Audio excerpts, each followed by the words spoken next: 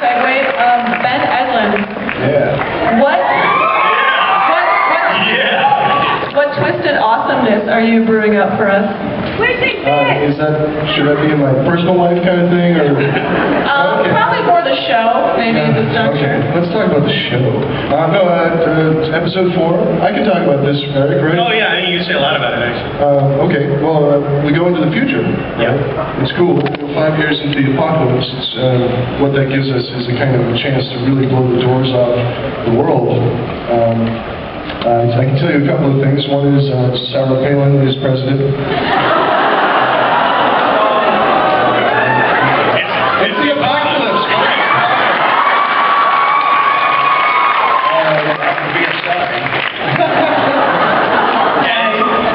It's just to tease like a touch of it. It's basically like our 28 Days Later episode. So it's been really fun to, in a season that's about the end of the world, to see 5 years in the future and actually see the end of the world. So that's going to be, and with Ben's sensibility, so it's twisted and all that stuff. But you guys will dig it. It's really, really cool script. I agree. I said I agree. That's all. I agree. I think we have some old business before us, though.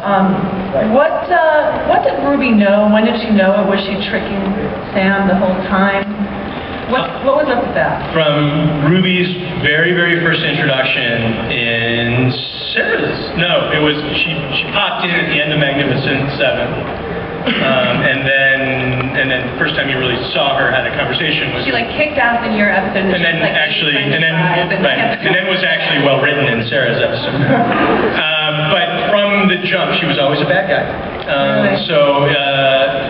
We always knew her motivation was to drive the boys apart and to double cross them.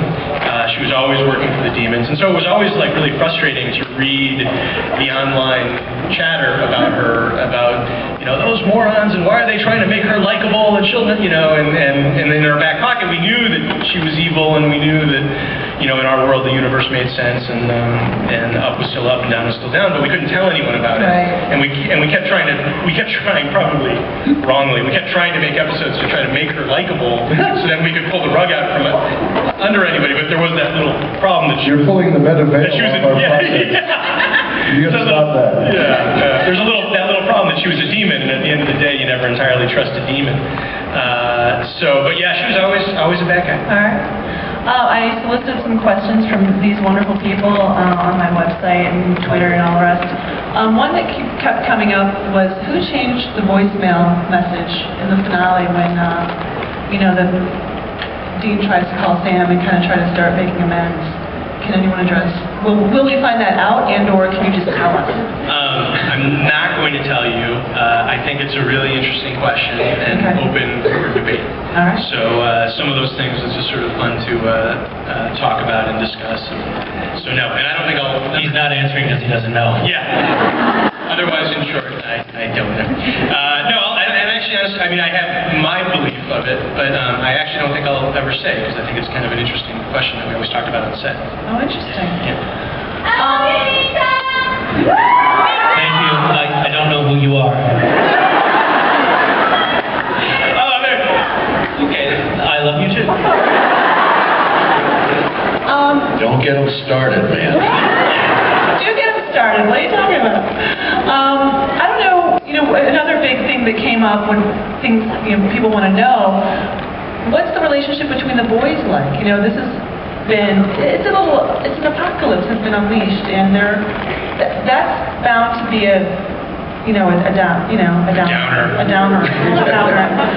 Because we saw season 4. Part of what made it so great was that these two guys who had this incredible bond had their share of issues, which only got worse. And now, are they even worse? Where are we at with that? Who wants to? I have no idea. Okay. So I can. Sarah or Ben? You guys want to take it? Well, the apocalypse is surprisingly amusing, I think. I think last season was, we had funny episodes and we had gallows humor and whatever, but it was at times almost suicidally dark, especially for Sam.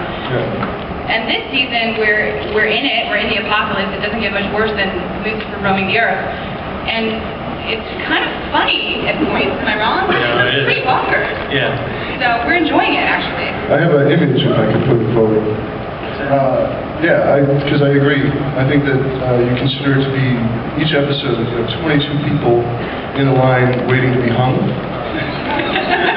And, you hear crack every, week. Crack. Episode 3, crack, right? And then, and you're waiting, and then, episode 7's in front of you, and he's pissing his pants, but the guy behind you makes a joke, and it's really funny. Yeah. And, So the boys' relationship? yeah, I would say, in terms, I would say in terms of the boys' relationship. I'm sorry, right? Yeah, thanks for answering the question, guys. No, I would say the boys' relationship, oddly enough, it was funny. It was in the beginning of the season, because the executives call you, and they're like, so you're doing the apocalypse, and are you afraid that's going to be, I don't know, depressing? And our feeling is my answer, and it's sincere, I said, funny enough, this is, even though yes, it's the apocalypse, it's the end of the world, and it's revelation, and oceans are boiling, and we lost pandas today, and whatever. Hilariously enough, in our twist, I meant it sincerely, this is the most optimistic season of Supernatural we've ever done. Because we spent all last season tearing the guys apart, and this is the season, slowly, painfully, getting as much angst out of it as possible, but this is the season they come back together.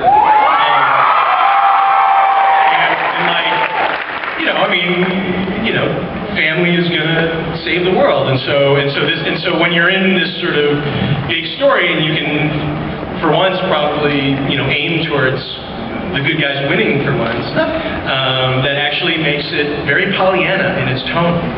It's the party apocalypse, right? It's the party apocalypse? Yeah, well, because of our budget constraints, we've been calling it the Walmart apocalypse.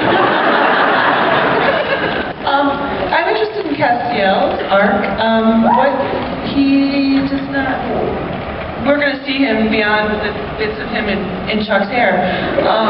What's his status? Is he... Which was actually some of my best work, I thought so. I didn't want to say, but yeah, absolutely. I haven't wanted to say. Is he the same Castiel? Does he have the same... He's had incredible abilities and whatnot. What transpires for him? Is he a different guy? I think he's different.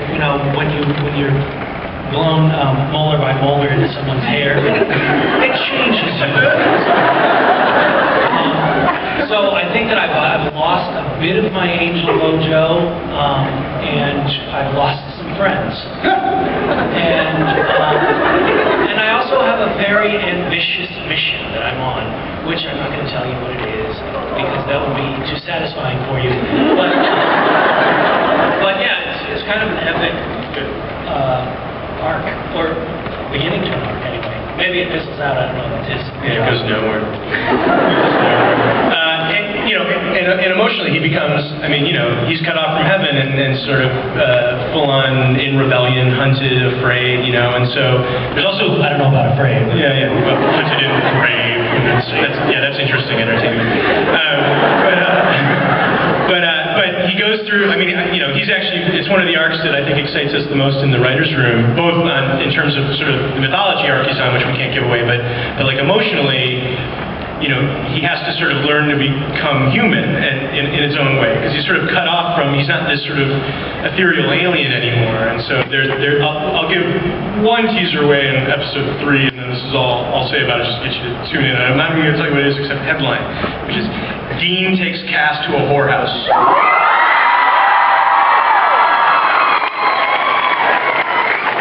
So, that sort of story. Yeah. Hijinks. That sounds Can I go? awesome.